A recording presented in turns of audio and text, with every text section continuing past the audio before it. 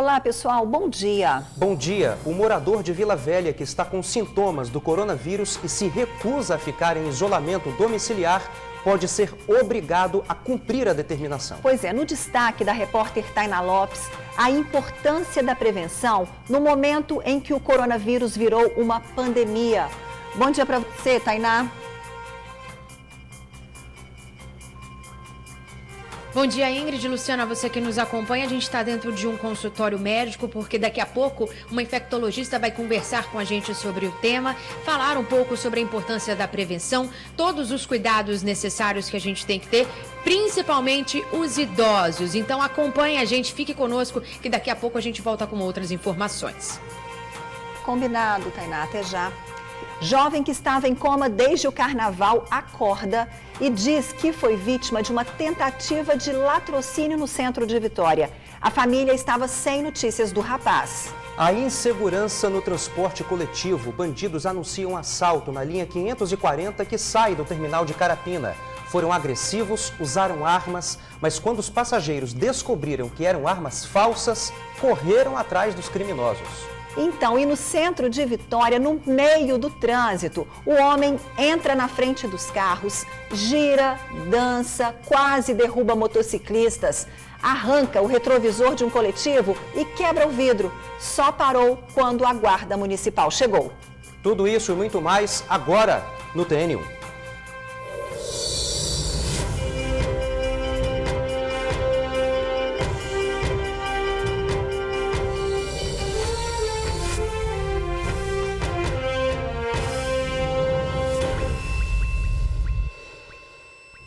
O morador de Vila Velha que está com sintomas do coronavírus e se recusa a ficar em isolamento domiciliar pode ser obrigado a cumprir a determinação. O Ministério Público entrou nesse caso. Pois é, e o momento pede mesmo prevenção. O coronavírus virou uma pandemia.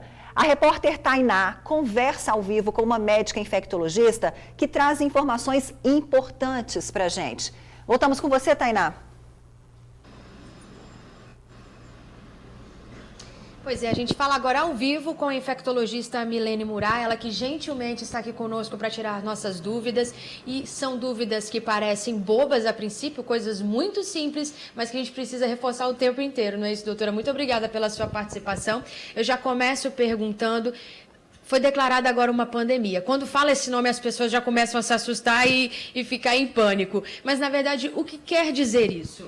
Pandemia significa que todos os países do mundo estão afetados pelo coronavírus. Hoje a gente encontra coronavírus em todos os países do mundo. Simplesmente isso. É só uma nomenclatura para o momento atual que a gente vive da epidemia de Covid-10. Essa necessidade agora também é de uma maior alerta, né? Covid-19 é de uma maior alerta também para a questão dos cuidados preventivos que são muito básicos. A gente tem dados de taxa de letalidade em que os jovens estão entre 0,2% nessa taxa e os idosos chegam até 18%. Ou seja, eles são o maior foco nesse momento, né? Os que mais precisam de cuidado. Por quê? O que essa doença faz com os idosos, com as pessoas que já têm outras doenças mais graves? É um comportamento característico dessa cepa desse vírus. Ele tem uma característica de ser mais agressivo, levar doença grave, principalmente na população idosa e aquela população que tem comorbidade. Ele é mais leve, mais brando nos adultos jovens e nas crianças. A gente também tem comentado muito sobre a questão que o Covid-19 trata-se de um vírus que foi importado, que chegou no nosso país importado, veio de fora. E ainda é considerado isso. As contaminações até então, elas são avaliadas como contaminações que não acontecem necessariamente dentro do Brasil, a não ser que a pessoa passe para alguém da mesma família que está ali cuidando, né? Até o momento a gente tem casos importados e os que não são importados, que tiveram transmissão dentro do país, tem vínculo epidemiológico com um caso importado. Então, no momento, a gente ainda não tem transmissão sustentada no país. Aqui em Vila Velha são 15 casos suspeitos, entre eles um homem que esteve viajando nos Estados Unidos, também em países da Europa, já fez os exames de descarte, aqueles exames que eu expliquei para vocês na semana passada, que são realizados aqui no Espírito Santo, para primeiro excluir algumas doenças virais, como a influenza, por exemplo. Então, ele já passou por esse processo, segundo o secretário, e agora aguarda a confirmação ou não confirmação do Covid-19, já que o material dele foi colhido e enviado para o Rio de Janeiro. O que significa uma pessoa com suspeita dessa doença dizer que não quer ficar isolada? Por quanto tempo esse isolamento é necessário? Esse isolamento é necessário até que a gente descarte a doença, ou seja, você não é portador de Covid-19. Então, nesse momento, esse paciente pode ser de isolamento domiciliar. Esse isolamento é necessário porque para proteger a população de uma contaminação, de uma transmissão sustentada. Por isso que o Ministério da Saúde tem esse protocolo de cuidado. Quanto menos esse paciente transitar, menor o risco dele transmitir. A gente vai assistir uma reportagem agora justamente falando um pouco sobre esse tema e falando sobre a importância desse isolamento e da prevenção também em ambientes de trabalho. Hoje a gente esteve em um escritório de contabilidade, 87 funcionários, fora as pessoas que costumam passar por lá. Então, medidas simples de segurança e de prevenção estão sendo adotadas pelas empresas para que isso não se torne uma contaminação, como a doutora explicou, de pessoa para pessoa aqui mesmo no Espírito Santo. Vamos conferir. Em cada mesa, um frasco de álcool em gel. Hora em hora, um dos 87 funcionários deste escritório de contabilidade, que fica no centro de Vila Velha, recorre ao álcool para higienizar as mãos. Num ambiente tão movimentado, esta é uma das ações de prevenção contra o coronavírus. Todo esse cuidado aqui no escritório de contabilidade não é à toa. É período de declaração de imposto de renda. Durante o mês de março, a movimentação de pessoas aqui nesse ambiente costuma dobrar. A gente tem um fluxo muito grande de pessoas, né? Então a movimentação é muito grande. Então a gente prefere evitar realmente. Você percebe que as pessoas estão aderindo? Quem chega aqui, quem trabalha aqui, está aderindo a esse comportamento diferente? Tá sim. Todo mundo tá com medo, né? Em Vila Velha já são 15 casos suspeitos de coronavírus. Em um desses casos, o paciente já recebeu o resultado de exclusão de outros vírus, como a influenza. Exame feito aqui mesmo no Espírito Santo. Este paciente aguarda agora o resultado que confirma ou não o Covid-19. O homem, que apresentou sintomas 3 dias após chegar de viagens aos Estados Unidos e países da Europa, está recusando o isolamento domiciliar.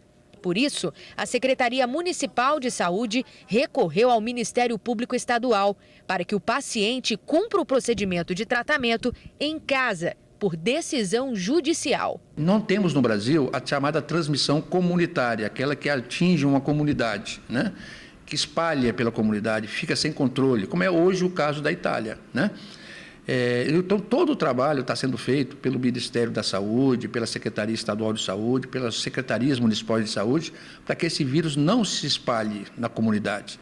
Então, quando uma pessoa, quando um suspeito se recusa a ficar em domicílios, aguardando os resultados do exame, protegendo a sua comunidade, nos preocupa muito, porque ele pode estar andando pelas ruas da cidade, trabalhando junto com seus colegas de trabalho e transmitindo a doença. Nós estamos aguardando para o dia de hoje uma decisão da Justiça para que obrigue esse morador, esse paciente, a ficar em seu domicílio. A Organização Mundial da Saúde decidiu na quarta-feira declarar pandemia do novo coronavírus em todo o mundo. A pandemia é definida como espalhamento de uma doença que afeta grande número de pessoas a nível mundial. Não significa que a situação está fora de controle, apenas que é necessário ações mais intensas para prevenir e controlar o Covid-19. No escritório de contabilidade, as declarações podem ser feitas digitalmente. O serviço também é uma medida de prevenção. A nossa solicitação é mandar o documento mais digital, realmente, né, para não ter que vir aqui. Vila Velha, município com mais casos suspeitos, alerta sobre cuidados e quando procurar ajuda em unidade de saúde, principalmente os idosos. Manter os seus idosos em casa protegidos é hoje uma ação importante. Até que essa pandemia diminua, como já está acontecendo hoje na China e vai acontecer no resto do mundo, a gente tem que proteger principalmente os idosos, mas todos devem ter cuidados de higiene pessoal, lavar sempre as mãos várias e várias vezes por dia e proteger de quem está tossindo, proteger de quem está vindo de outros países, porque nesse é o momento de cuidados mesmo, mas sem apavoramento. Pois é, a doutora Milene Murá esteve à frente do caso número 1 confirmado de coronavírus aqui no Espírito Santo. E como que foi o tratamento dessa paciente? Ela ficou em isolamento, chegou a tomar medicamentos que têm relação com os mesmos que a gente utiliza para gripe. Como que foi esse tratamento, doutora? Essa paciente, inicialmente, ela foi hospitalizada porque ela tinha muita dor muscular. Foi tratada em isolamento respiratório, né, e de contato no hospital. Com a melhora dos sintomas, ela usou medicamentos sintomáticos. Com a melhora dos sintomas, ela teve alta e permaneceu em casa, em isolamento domiciliar, até cessarem todos os sintomas. A princípio, por não ter uma cura específica para o coronavírus, o tratamento é até semelhante. Os sintomas são semelhantes e o tratamento é semelhante ao da gripe? Sim, a gente não tem nenhuma terapia específica contra esse vírus. Então, o que a gente faz é medida de suporte. Analgésico, antitérmico. Se o paciente entra em insuficiência respiratória, a gente pode intubar esse paciente. Então, na verdade, é medida de suporte, né? Quando eu falo intubação, é um caso grave, tá? Não é o que vai acontecer com mais de 85% da população. Uma curiosidade, é possível que a pessoa que esteja com o coronavírus passe pelo coronavírus sem desconfiar de que é o corona, achando que é uma gripe? É possível? Sim, porque os sintomas são os mesmos. É uma síndrome gripal, né? Coriza, febre, dor no corpo, dor de garganta. Então, clinicamente, a gente não tem a diferença. A gente consegue diferenciar quando você testa e você tem o resultado do exame. Tá certo. O governo federal, inclusive, numa dessas medidas aí também de poder identificar com mais rapidez o coronavírus, antecipou a vacinação para idosos e profissionais que trabalham na área da saúde. Então, a antecipação da campanha nacional de vacinação, passou para o dia 23 de março. Nesse dia 23, nesse período, serão contemplados aí os idosos que estão na linha de risco e os profissionais da saúde, com o objetivo de fazer com que outras doenças virais, que não o coronavírus, porque não tem vacinação e nem tratamento e nem cura, né, sejam aí eliminadas. Na verdade, tem cura, não tem tratamento e nem antecipação. Para antecipar, na verdade, a questão da identificação de outras doenças virais. Uma vez que você se protege da gripe, da influenza e outras doenças, você já ajuda nesse mapeamento aí para a identificação do Covid-19. Você facilita o diagnóstico, né? A partir do momento que o paciente está vacinado para influenza, se ele tiver sintomas gripais, muito provavelmente não é por influenza. Lembrar que a gente não tem tratamento específico para o coronavírus. Tem uma droga que mate o vírus, mas é uma doença que tem cura. Os pacientes se curam da Covid-19. E para terminar esse nosso ao vivo, a gente tem que falar de prevenção. A gente já falou várias vezes sobre a principal prevenção, mas hoje a gente vai ter uma aula aqui, né, doutora, dessa principal prevenção. Sim, né, lavar as mãos, né? A gente tem que lembrar que a transmissão não é apenas aérea, ela também é por contato. Então, se a nossa mão está suja e a gente entra em contato com secreção de algum outro paciente, né, que a gente nem sabe que está doente, coloca a mão na boca, nos olhos, no nariz, a gente vai se contaminar. Então, vamos lá, vamos para a prática? Vou segurar o microfone aqui para você enquanto você faz essa simulação aqui para a gente. É uma simulação, né? O ideal é que se lave mão por pelo menos 20 segundos, né? O ideal é que seja um sabonete líquido. Então, você vai lavar a palma, dorso, lavar entre os dedos, né?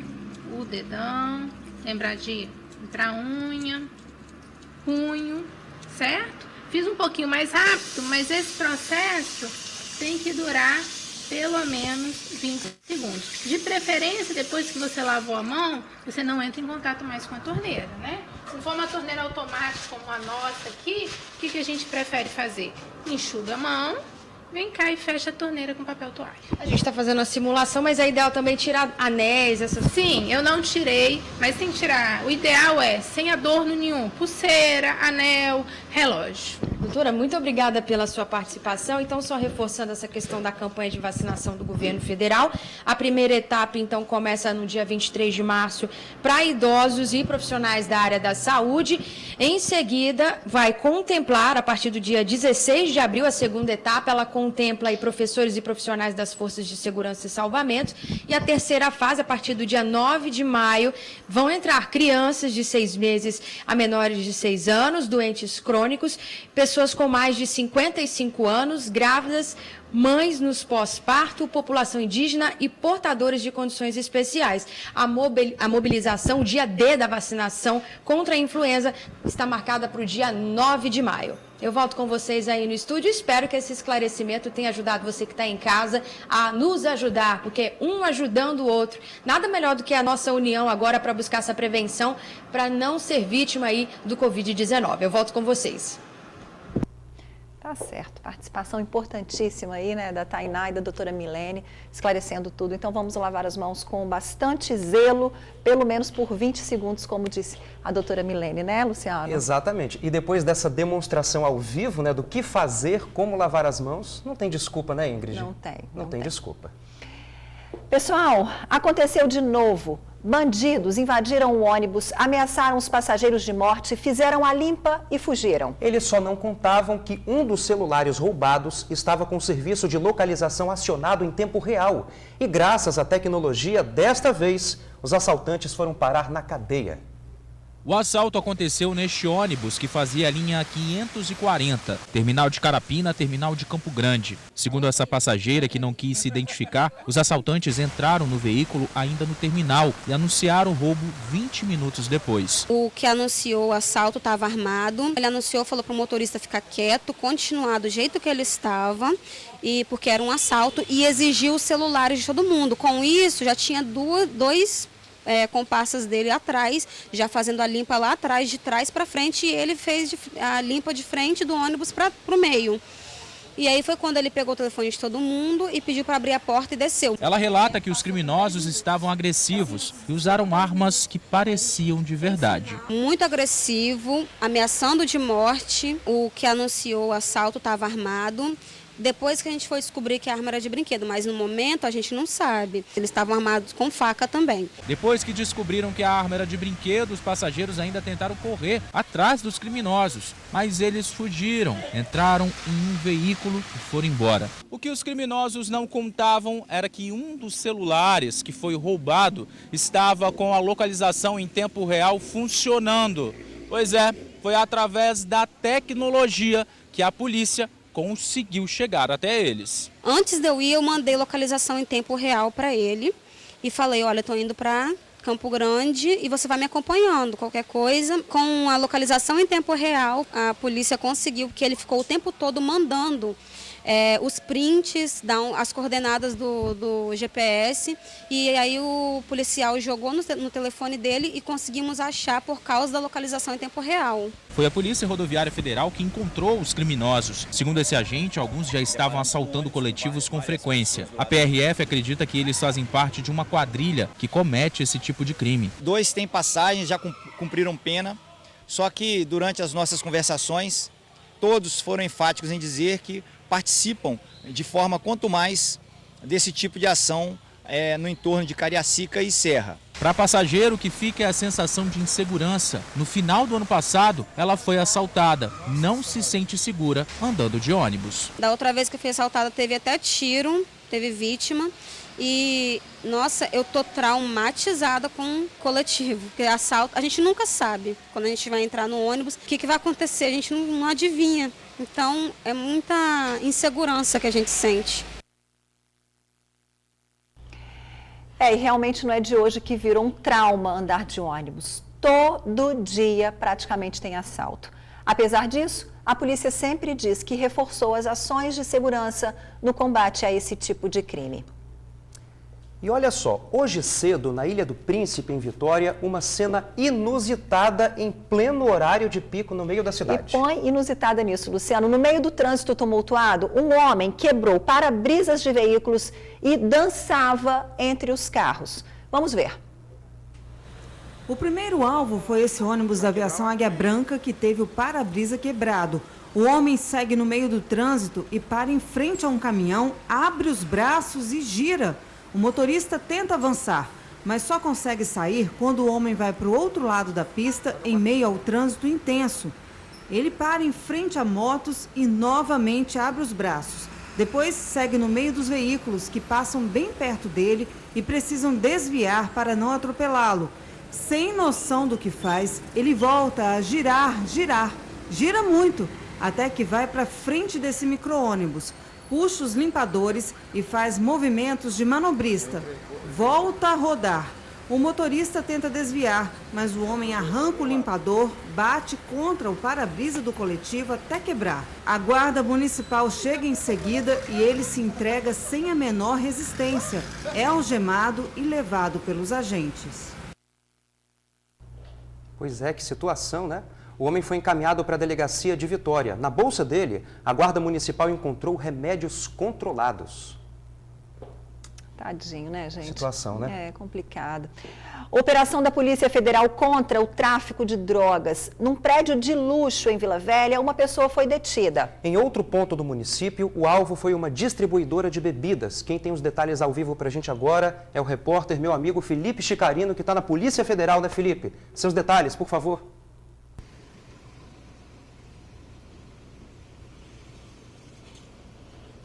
Olá, Luciano, bom dia para você, bom dia, Ingrid, é bom dia mesmo? Não, boa tarde, Luciano, boa tarde, Ingrid, boa tarde ao pessoal de casa, muito obrigado pela companhia de vocês, muito obrigado pela audiência. Pois é, nesta manhã, a Polícia Federal, que é onde eu estou, junto com a Polícia Militar aqui do estado, né, eles promoveram uma operação combatendo, uma operação para combater o tráfico de drogas lá em Vila Velha, aqui em Vila Velha, né?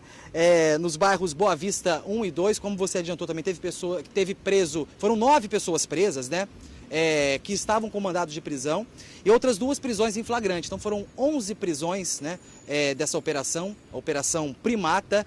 Só contar um pouquinho dessa Operação Primata, né? Por que ela chama Operação Primata? Porque em 2009 a Polícia Federal, ela investigava, vou puxar aqui o nome dele, rapidinho aqui, ao vivo é assim mesmo, o Alexandre Teixeira Carlos.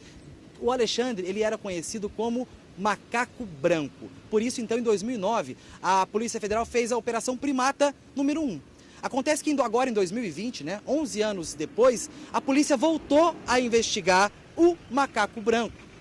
Só que sabe quem é o Macaco Branco? Ele é o Alexandre Teixeira Carlos. O Alexandre foi aquele homem, né, que foi assassinado semana passada lá em Boa Vista com chave de fenda por um comerciante. Nós demos essa informação aqui no Tribuna Notícias. Então, toda essa operação que começou a primeira lá em 2009 e a segunda agora em 2020, então, buscava pelo Macaco Branco, que é então esse homem, né, que foi assassinado no bairro Boa Vista semana passada, até desencadeou uma suspeita de toque de recolher. Eu estive no bairro, eu e Bruno Passo mostramos isso. Então, só para contextualizar vocês dessa operação. Quem acompanhou a operação em loco foi a repórter Suzy logo cedo, e ela conta um pouco como foi essa operação, e quando voltar eu trago mais informações sobre essa operação aí, que envolveu mais de 100 homens da Polícia Militar e também da Polícia Federal. Acompanhe aí a reportagem da Suzy.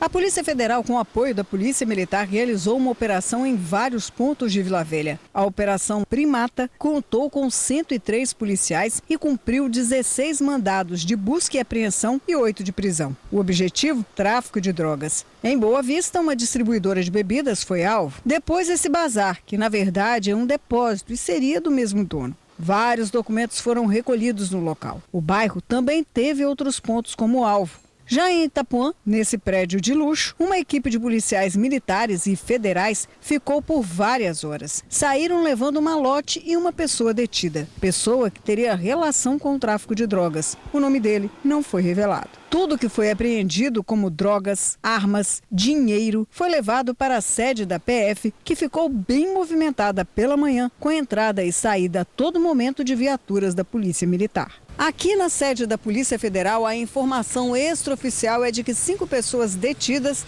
já estão lá dentro para serem ouvidas. Farto material também foi recolhido nos 14 pontos que seriam alvos. E mais, 3 armas foram recolhidas, encontradas em um único local, num apartamento de luxo lá em Itapuã. Pois é, né? Só para contextualizar também, né? A gente está falando aqui da Polícia Federal, mais uma vez, essa operação que aconteceu na manhã de hoje, como a Suzy mostrou, foram quase aí 100 homens, tanto da Polícia Militar quanto da Polícia Federal. Agora, por que a Polícia Federal entrou nessa história? Geralmente a gente noticia aqui coletivas, operações, ou da Polícia Militar apenas, ou da Polícia Civil, ou das duas polícias, mas a participação da Polícia Federal não é algo inusitado nem diferente, mas acontece em menor proporção. E a Polícia Federal entrou nessa história, entrou nessa investigação, porque, como o delegado da Polícia Federal mesmo falou, o Brasil, por exemplo, não é um produtor de maconha, de cocaína, de droga sintética. Essas drogas vêm de fora. Então, quando existe esse comércio, a Polícia Federal não só tem que investigar, como precisa investigar. Quem falou com a gente também foi o capitão da Polícia Militar, o capitão Matos. Ele falou um pouco sobre essa parceria e o que representa essa prisão para a segurança pública aqui da Grande Vitória e do Espírito Santo. A operação de hoje contou com 16 policiais federais e 40 policiais militares, né? Exatamente trazendo um enfrentamento ao crime ali, principalmente a venda de drogas no varejo, tráfico de drogas na região da Grande Boa Vista. Essa atuação, essa operação, ela visa trazer uma tranquilidade para o cidadão de bem daquela localidade, né? É uma resposta rápida das agências de segurança aos crimes que acontecem naquela região, até ao homicídio que acabaram de acontecer, né, há alguns dias naquela localidade. A investigação foi realizada pela Polícia Federal, né, com esse intuito do tráfico de drogas na região, tráfico de drogas e porte ilegal de arma de fogo. Então, esse suspeito, a gente suspeitava que ele fazia parte do grupo que realizava tráfico e venda de drogas ali no varejo na região. A Polícia Militar, a Força Tática do 4º Batalhão, ela está preparada para esse tipo de atividade criminosa, né? Mas a gente entende que o infrator ele vai buscar cada vez mais um poder letal para dominar a região, para ter o controle da região nessa questão do tráfico de drogas. O foco da Polícia Militar é a proteção do cidadão de bem. Nós estamos lá e trabalhando diuturnamente para garantir a segurança deles. Nós estamos lá por eles. Então, esse que é o nosso foco. E não vamos deixar, não vamos evitar esforços para continuar atuando e protegendo esse cidadão na região. Pois é, e quem também conversou com a gente foi o delegado da Polícia Federal, o Ramon Almeida, que coordenou, né, pela Polícia Federal essa operação deflagrada na manhã de hoje nos bairros Boa Vista 1 e 2. Acompanha aí a fala do delegado da Polícia Federal. Nós começamos a investigação há alguns meses e a área de atuação dos investigados era uma área de difícil acesso para policiais e a Polícia Militar tem o conhecimento, tem a expertise do local, estão lá diariamente e desde o início mantivemos uma parceria, né, uma atuação conjunta. A Polícia Militar nos alimentou com muitas informações, realizou algumas diligências e agora, no momento da deflagração, atuamos de forma conjunta, equipes da Polícia Militar, da Polícia Federal, para realizar prisões e buscas nos endereços dos investigados. Porque todo mundo sabe que o Espírito Santo e o Brasil não é um grande produtor de droga, nenhum tipo de droga. Sabemos que elas vêm normalmente a cocaína de Colômbia, Peru e Bolívia, principalmente. Então, às vezes, a forma de se chegar no traficante internacional ou no traficante interestadual é justamente começar apurando a conduta da distribuição local. A Operação Primata 2 foi deflagrada na manhã de hoje, né? Envolvendo aí Polícia Federal e a Polícia Militar. Foram 11 pessoas detidas, foram apreendidos drogas como maconha, cocaína. E o que chama a atenção nessas apreensões, Ingrid e Luciano, é em relação às munições. Foram quase 300, mas 100 delas, praticamente 1/3 delas, munição de calibre 5,56. Sabe o que significa isso? A munição de 5,56 tem um alto poder de destruição, é uma munição usada para fuzil, que é utilizado, por exemplo, pelas Forças Armadas, pelo Exército, pela Força Aérea Brasileira, pela Marinha. Então, é uma munição de guerra, uma munição de fuzil, que foram apreendidas, então, um total de 100 munições de 5,56. Ingrid e Luciano, eu volto com vocês. Essas são as informações dessa operação que agitou a segurança pública aqui do estado, da Grande Vitória, mais especificamente lá do município de Vila Velha, os bairros, né, melhor dizendo, Boa Vista 1 e 2. Que a comunidade lá tenha momentos de mais tranquilidade e de conforto, é o que a gente espera. Ingrid e Luciano, eu volto com vocês. Um beijo grande, até amanhã, um bom telejornal a todos nós aí. Beijão, Felipe. Obrigada pela sua participação. É o que a gente espera mesmo. Mais tranquilidade ali para aquela região. Importante operação, importante parceria entre polícias militar e federal também, né? E botar na cadeia as pessoas certas, né? Isso aí. Olha, depois de 15 dias em coma, um jovem que foi assaltado e espancado durante um assalto na terça-feira de carnaval acordou e reencontrou a família. Pois é, ele ficou 15 dias desacordado e chegou a ser dado como desaparecido, porque os parentes não sabiam onde o jovem estava. O rapaz de 21 anos segue internado no Hospital Estadual de Urgência e Emergência em Vitória. Ele estava em estado de coma até a noite desta quarta-feira, depois de ser espancado por criminosos durante uma tentativa de assalto que aconteceu no dia 25 de fevereiro, no centro de Vitória. Ele chegou ao hospital sem documentos. Ainda muito machucado e confuso, o jovem foi ouvido pelos policiais aqui mesmo no hospital. Em depoimento, ele explicou que no dia 25 de fevereiro andava de moto na região do centro de Vitória quando foi abordado por um grupo de criminosos. Ele teve a moto roubada e foi espancado. Perdeu os sentidos e foi socorrido aqui para o antigo Hospital São Lucas, onde permaneceu internado em estado de coma até a noite de ontem. Quando ele acordou, se identificou para a equipe médica que imediatamente acionou os familiares. A mãe do rapaz esteve aqui e também prestou depoimento à polícia. Ela contou que já procurava pelo filho desde o dia em que ele saiu de casa e não deu mais notícias. Ela inclusive chegou a registrar um boletim de ocorrência na polícia, formalizando sobre o desaparecimento do filho. Por meio de nota, a polícia informou que o caso foi registrado como tentativa de latrocínio e seguirá sob investigação da Delegacia Especializada em Furto e Roubo de Veículos. Bom, e hoje cedo nossa equipe voltou a Campo Grande, em Cariacica, onde ontem à tarde um caminhão sem freio atravessou uma praça e invadiu uma loja na Avenida Expedito Garcia. E olha, foi realmente impressionante. Por muito pouco não vira uma tragédia. Nós ouvimos comerciantes e as vendedoras da loja que passaram por esse susto. Uma das imagens de vídeo monitoramento da região mostra o momento em que o veículo que perdeu o freio passa no meio da praça. Pessoas correm, uma mulher consegue escapar por muito pouco e o caminhão passa bem ao lado de uma banca de revistas. O caminhão passou a 1, 2, 3, 4, 5 passos da banca do Sandro. Rapaz, nós tivemos nosso dia de milagre ontem. Realmente o que aconteceu ontem foi uma coisa para mim surreal. Para mim o que aconteceu ontem em Campo Grande, você vê aí, a movimentação total, foi um milagre. Depois de quase atingir a banca do Sandro, o caminhão veio, atingiu um táxi que estava exatamente aqui, coincidentemente hoje tem outro, e depois o caminhão foi parar na pilastra da loja. Tanto a pilastra quanto o táxi foram importantes para segurarem o impacto da batida. Não deu tempo de pensar muito, né? Não, só para correr mesmo e gritar para tirar todo mundo aqui da frente, para nada de pior acontecer. Eu tava no café e eu só ouvi um barulho e saí na hora, a gente só pensa um ajudar o outro, é desesperador. Põe desesperador nisso, né? E agora, vamos rever a cena de mais um acidente impressionante que aconteceu no mês passado. Ao passar pelo cruzamento, a moto é atingida por um carro em alta velocidade. Com o impacto, o motociclista gira 3 vezes no ar, bate no muro de um prédio e cai na calçada. O carro ainda atinge outro automóvel que estava estacionado. A moto foi parar a quase 20 metros do cruzamento. O acidente aconteceu na Praia do Morro. O motociclista Marcelo Tedesco, de 41 anos, foi socorrido por uma ambulância dos bombeiros e passou mais de 20 dias internado num hospital.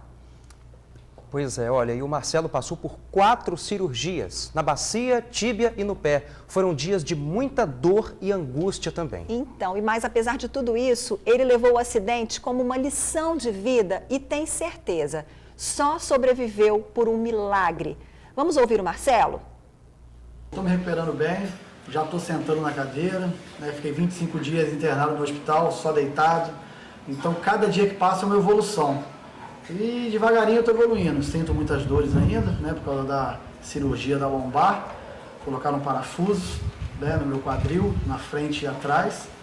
E da fratura exposta que eu tive na perna esquerda. Então, para começar a andar, vai uns 60 dias ainda. O pior passou, né? Deus me deu uma nova oportunidade de vida e eu estou aqui para abraçá-lo, né? E agradecer a todo mundo mesmo, de coração, pelas orações, que foram muitas orações. Sem as orações de vocês, né, eu não estaria aqui. Olha que coisa impressionante, né? Gente, quando a gente vê as imagens desse acidente, a gente tem realmente certeza de um milagre, né? Olha só que impressionante, Luciano. 3 giros no ar, Não ainda foi atropelado por um carro ainda. Meu Deus do céu. Marcelo tem uma missão aí, né, Marcelo? Saúde para você, viu? É o que a gente deseja. Com certeza. E olha, um assunto que parece não ter fim, o drama de quem depende da saúde pública. Na Serra, pacientes reclamam da falta de pediatras e ginecologistas. Dona Lenir veio em busca de um pediatra para a neta na Unidade Básica de Saúde de José de Anchieta, na Serra, mas não conseguiu. Ela foi encaminhada para outra unidade. A consulta foi marcada para a semana que vem. Eu vim buscar uma ficha para ela, né? Porque ela está com crise de bronquite e, infelizmente, só dia 23/3 que vai ter a vaga. É a primeira vez, não. Sempre tem esse problema. Pediatra tem muito tempo que não tem pediatra aqui nesse posto. Além de pediatras, as pacientes que dependem de atendimento de ginecologia aqui na Unidade Básica de Saúde de José de Anchieta também reclamam da falta de profissionais especializados. Agora mesmo a menina veio ali marcar a consulta para o filho dela, que está com um nódulo no pescoço, só vai marcar depois do dia 20. Aí depois do dia 20 marca para não sei quanto tempo. Depois consulta, aí vai fazer os exames, aí volta para o enfermeiro. Se o enfermeiro achar conveniente, ele manda para o médico. É difícil. Tem que ir para o UPA, aí chega lá no UPA e pergunta, cadê? No seu bairro não tem unidade? Não tem. Se a gente falar que não tem, tem. Que não atende a gente, atende. Só que não tem pediatra e nem ginecologista, né? Aí fica uma situação complicada, né, para o povo. O subsecretário de Saúde do município esclarece que as unidades básicas de saúde oferecem um atendimento de médicos da família, que encaminham os casos específicos quando necessário. Nós temos 4 equipes completas de estratégia de saúde da família, onde o médico está capacitado a atender a família como um todo, desde o recém-nascido até o idoso. É um médico que se aproxima da família, que entende, que tem uma ligação com aquela família que é cadastrada. Aqueles casos em que ele não consegue resolver, que é um caso muito específico, ele encaminha e nós temos a nossa referência, que é na unidade regional de Boa Vista. Esses casos que tem que ser encaminhado, o paciente sai daqui já agendado, com a consulta marcada na regional. Agora, a ideia, inclusive é uma proposta até uma diretriz do Ministério da Saúde, é que a gente fortaleça cada vez mais essa estratégia de saúde da família, para que esse médico esteja com ferramentas para cada vez ser mais resolutivo. Agora, olha só que fatalidade. Um médico boliviano que atuava no estado morreu ao cair de uma escada rolante de um shopping. Fred Rolando Riorra, de 67 anos, era médico do Hospital da PM e dono de uma clínica particular em Vitória.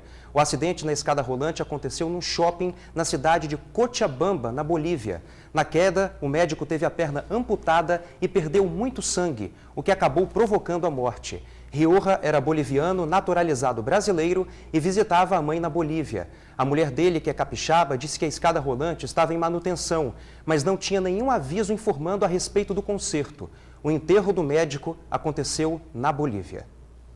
A seguir, estão presos suspeitos de assaltar posto de combustível. Os bandidos usaram metralhadora para render funcionários e clientes. O TN1 traz ainda as ofertas de emprego do dia. É rapidinho, não sai daí. Estão na cadeia 3 suspeitos de assaltar um posto de combustível no sul do estado. Os bandidos armados com uma metralhadora renderam funcionários e clientes e levaram dinheiro e celulares. Acabaram presos em Apiacá 2 dias depois do crime. Além da metralhadora, foram apreendidos 2 carregadores, uma garrucha de cano longo e munição. Mais de R$2.000 em dinheiro também foram recuperados. Os suspeitos teriam roubado outros postos de gasolina durante o final de semana. Eles foram identificados pelas imagens e autuados.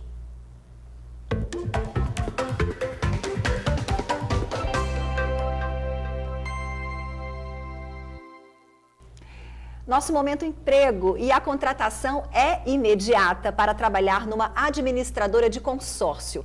A vaga é para consultor de vendas. A empresa oferece planos de saúde médico e odontológico, ticket alimentação e outros benefícios. Mande o currículo para cariacica.filial@gmail.com. e tem mais oportunidades. Vamos ver aqui na telinha? Roda a nossa telinha. Chances para copeira, enfermeiro, assistente social, analista de sistemas, técnico de enfermagem, auxiliar administrativo, auxiliar de serviços gerais e técnico em segurança do trabalho. Cadastro no site evangelicovv.com.br.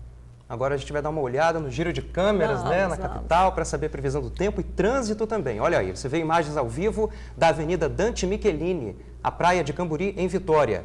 Trânsito tranquilo nessa quinta-feira, que teve chuva, teve sol, agora está nublado e vamos seguir com a nossa indecisão climática. E põe indecisão nisso, né? Olha, vale lembrar que o tempo continua assim, viu? Com pancadas de chuva a qualquer momento. Agora estamos na Avenida Beira-Mar. Por ali, pista movimentada, mas sem congestionamento. Aliás, tem muita gente fugindo da Avenida Vitória, que fica logo atrás, né, pessoal? Porque tem trânsito pesado por conta das obras ali na Avenida Vitória. Agora a gente vai para o fluxo de veículos da Reta da Penha, tudo tranquilo, Tem bastante carro, mas está fluindo, que é uma beleza, Digo aqui todo dia, quem dera se o dia inteiro fosse assim, É verdade, que só quem enfrenta um trânsito sabe que sufoco que a gente passa normalmente, né, Luciano? Eu, pelo menos, todos os dias, o trânsito da ponte, às 7 horas da manhã, aquele horário ali que não tem como fugir e é o estresse todos os dias. E eu que volto à tarde, Eu pego da tarde, Todo dia. Mudando de assunto agora, a gente vai falar agora de direitos humanos. Recentemente, o Brasil teve uma avaliação muito ruim nessa área por um órgão internacional. É um assunto polêmico, mas de muita relevância para todo mundo. Pois é, o Conexão Justiça mostra que aqui no estado existe um núcleo que trabalha só com questões dessa área. Vamos saber onde fica e como funciona? A Marcele Altoé conta pra gente.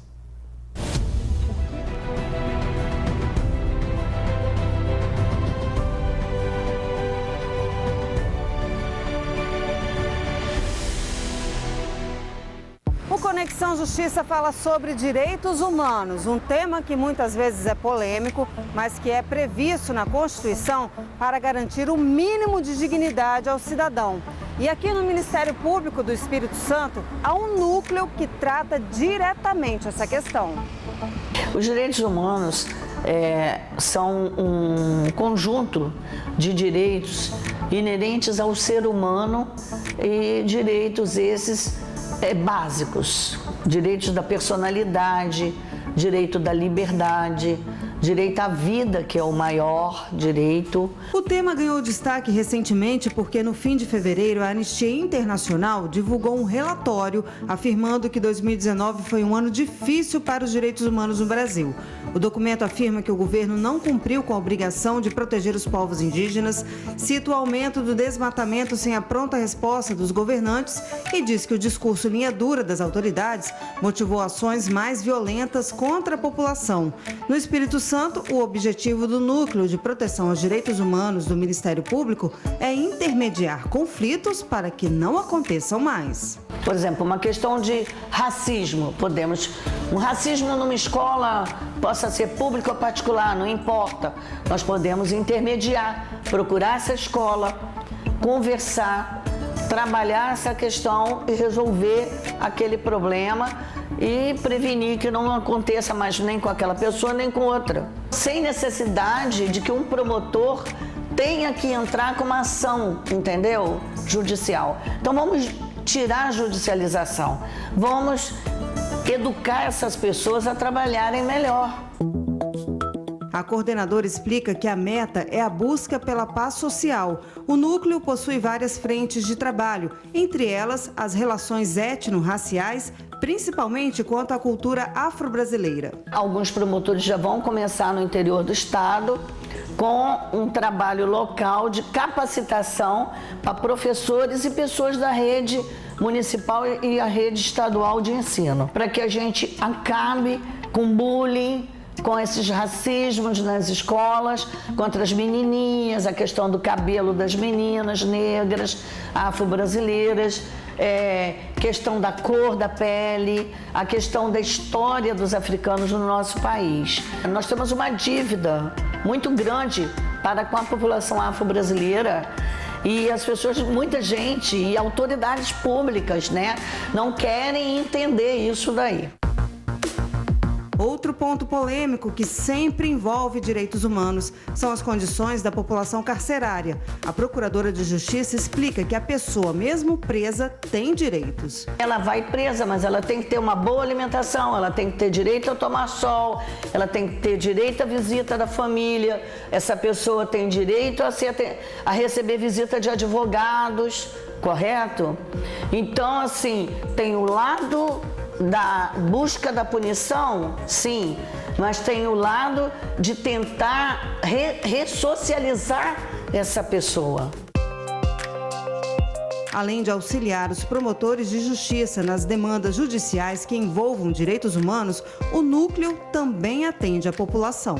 Atendimento a grupos de pessoas, as pessoas individualizadas, que tenham ferido os seus direitos em algum patamar da vida, alguma coisa, estejam às vezes procurando resolver em setores públicos ou privados mesmo, e vem aqui para conversar, para entender como que pode se resolver.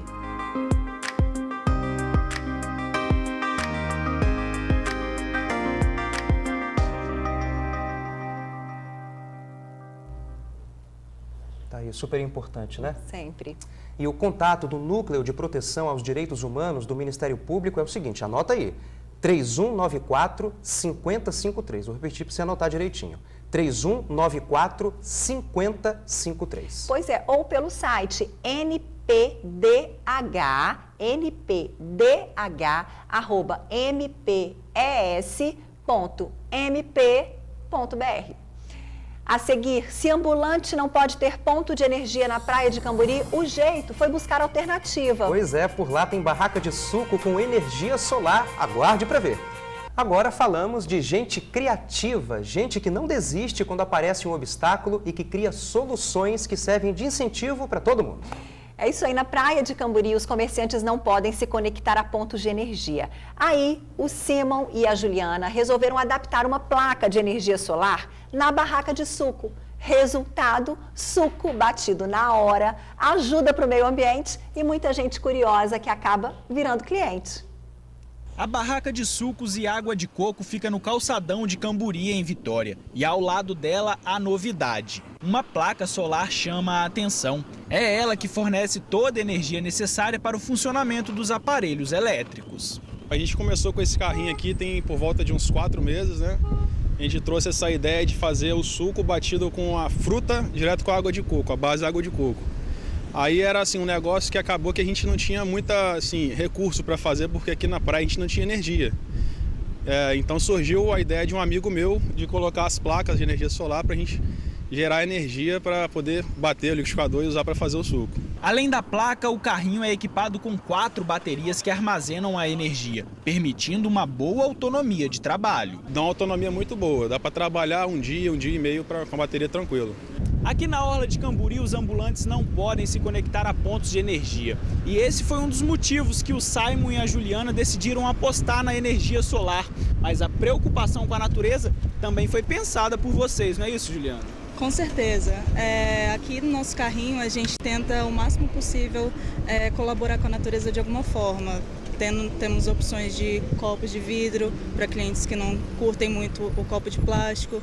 Nossos canudos são biodegradáveis e o nosso ponto principal, né, que é a energia fotovoltaica. Então vamos lá ver se esse suco vale a pena mesmo?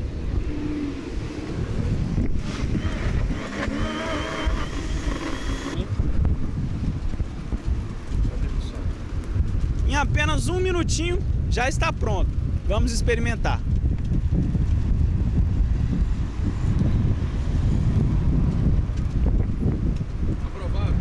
Aprovadíssimo, uma delícia. Esse que eu tomei é de amora com morango, mas o cardápio tem outras opções que também são uma delícia. O Simon acredita que a placa solar foi um grande diferencial. O tempo inteiro o pessoal passa, pergunta, às vezes até pergunta que a gente não sabe até muito bem responder, né? Se não fosse a placa, eu vendia 50% do que eu vendo hoje aqui. Agora a ideia do casal é montar outros carrinhos com energia solar e franquear a iniciativa. Hoje a gente trabalha só com isso aqui, Mas agora a nossa ideia, junto com o meu sócio, a gente está fazendo a franquia dos carrinhos, que eles já vão vir acoplado a placa em cima do teto, né? E a gente vai distribuir tudo que for necessário para as pessoas que forem, no caso, os franqueados. Coco, polpa, fazer tudo com a gente mesmo. Bem legal, né? O senhor Yuri, ele é muito esperto, rapaz. Ele vai fazer a matéria, toma um suco de amora com morango, não foi? Num caloraço desse que tá fazendo. Tá tudo bem, sol, chuva, mas tá calor, né? Tá calor. Não podia ter combinação melhor, né? O senhor é muito esperto, viu, meu amigo? Mas tá certo, tá certo. Tá eu acho que eu faria a mesma coisa. Não é? Quem não faria um suco maravilhoso desse? Vou só fazer uma correção, eu chamei o Simon. Na verdade, o nome dele não é Simon, é Simon. É mais chique, né? É chiquérrimo. Parabéns ao casal. Um beijo grande pra vocês e até amanhã. Um abraço, pessoal. Até mais.